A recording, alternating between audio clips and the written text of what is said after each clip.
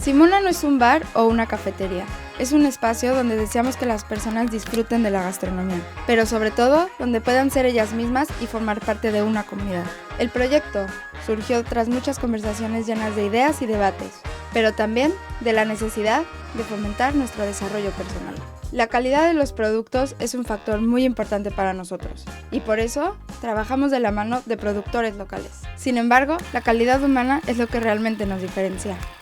Tener nuestro propio negocio supone mucha responsabilidad y un gran sacrificio, pero también nos aporta mucha libertad creativa, pudiendo desarrollar nuestras propias ideas y disfrutar de todo el proceso de trabajo. Desde un inicio, Microbank creyó en nuestro proyecto, demostrando su entusiasmo por ideas como la nuestra, con un propósito detrás, supervisando cada paso que dábamos y ayudándonos a ser cautelosos.